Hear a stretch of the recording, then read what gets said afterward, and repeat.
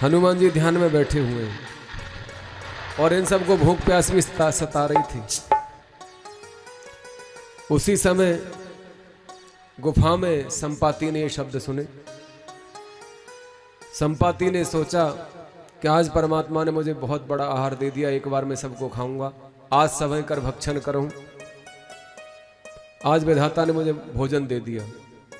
ये संपाति युगों युगों से यहां पड़ा हुआ था, इसके पंख नहीं थे। सज्जनों, ये जटायु का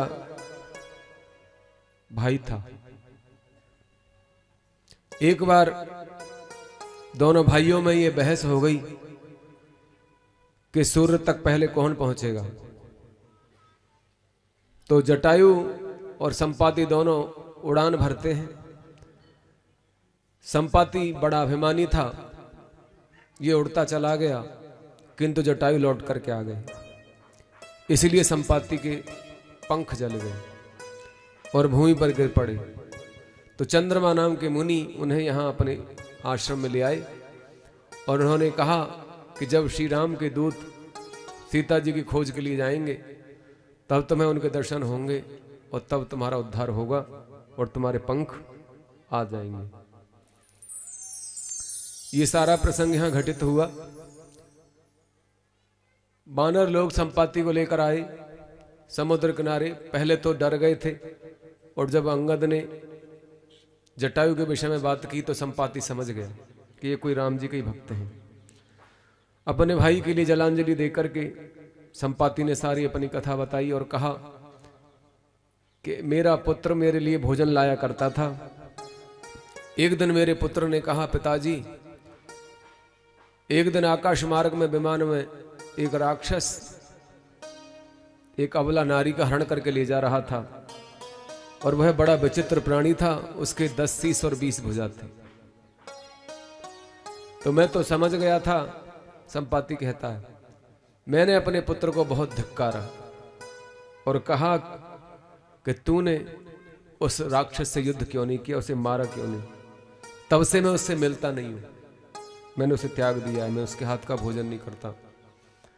भूखा रहना मुझे स्वीकार है, वही मेरे लिए व्यवस्था करता था भोजन की।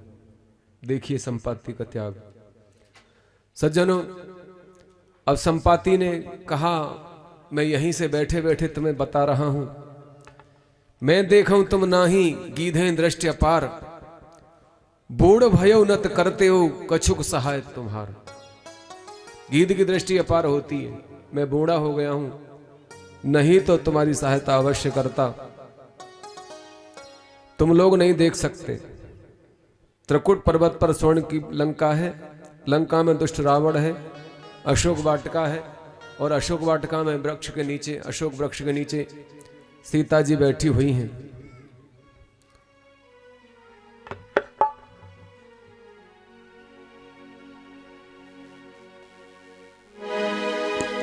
दे दिखाई तुम्हें भाई सबसे अधिक दे दिखाई,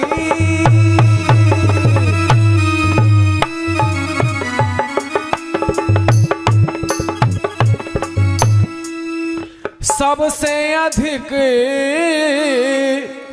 क्योंकि होती है गिद्धों की पैनी नजर, क्योंकि होती है गिद्धों की पैनी नजर। है वो सागर के तट बीच लंका, वहां लांघ जाए वो लाए सिया की खबर।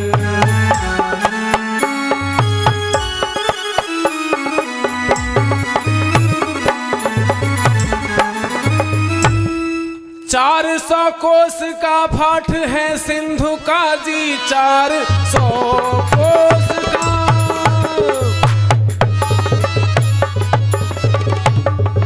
जय हो उस्ताद। फाट है सिंधु का, मैं हूँ बूढ़ा ये होती है मुझको फिकर, मैं हूँ बूढ़ा ये होती है मुझको फिकर।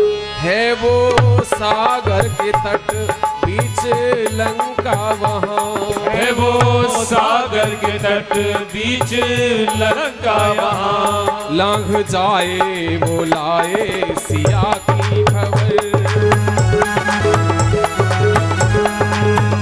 है वो सागर के तट बीच लंका वहाँ लांघ जाए वो लाए सिया की खबर।